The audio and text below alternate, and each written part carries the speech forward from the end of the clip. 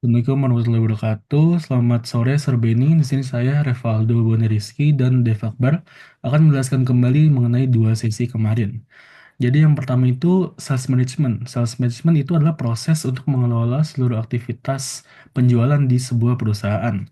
Nah, seorang sales manager modern punya tiga peran utama, yaitu planning, merencanakan target penjualan dan anggaran, organizing, merekrut, melatih, dan memotivasi tim sales, lalu controlling, yaitu memantau dan mengevaluasi aktivitas tim agar target tercapai. Skill yang harus dimiliki juga tidak main-main, yaitu harus punya komunikasi yang baik, kemampuan leadership, adaptasi tinggi, dan juga paham produk dan industri. Nah, sales dan marketing itu dua hal yang harus jalan bareng nih.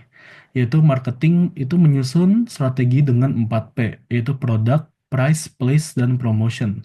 Sales Sementara sales itu yang mengeksekusinya langsung ke lapangan.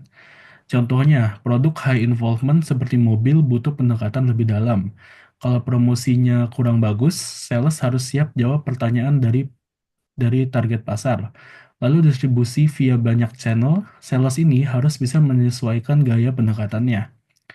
Nah, biar semuanya sinkron, tim sales harus punya sales buy-in.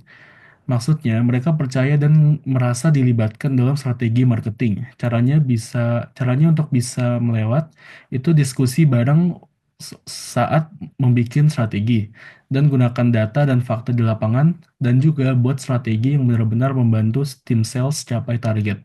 Sekarang kita lanjut ke bagian yang dijelasin sama Dev, yaitu apa sih yang ditanggung jawabin dan persiapan yang harus dilakukan oleh seorang salesperson. Oke, jadi salesperson ini bukan cuma soal jualan, tapi juga profesional yang pegang banyak tanggung jawab. Jadi ada 6 poin yang penting. Yang pertama ini ada prospecting. Itu kita harus cari calon pelanggan lewat berbagai cara, dari referensi sampai cold call.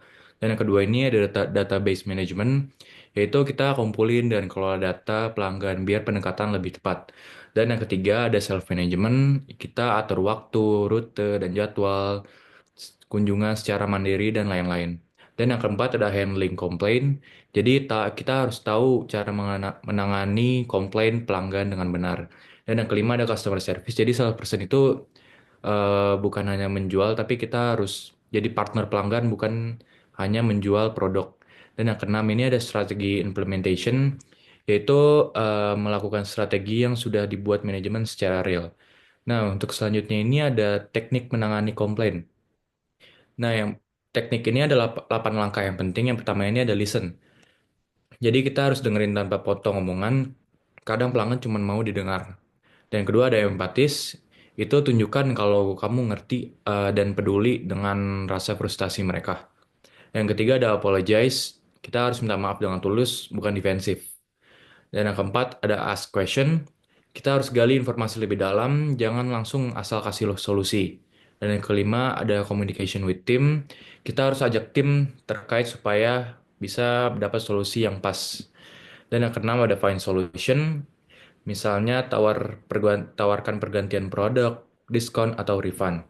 Dan yang ketujuh ini ada follow up. Jadi kita harus menghubungi lagi pelanggan setelah masalah selesai. Ini nunjukin bahwa kita care ke pelanggan. Dan yang ke-8 ada create a record.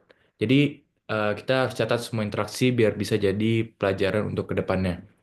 Nah, jadi tujuannya bukan cuma menyelesaikan masalah, tapi juga membangun kepercayaan dan loyalitas. Pelanggan yang puas saat ditangani dengan baik, maka salesperson akan bisa menjadi promotor untuk brand kita. Nah, untuk selanjutnya ini ada sales preparation. Sales preparation ini ada dua, yaitu pure selling preparation dan juga negotiation preparation.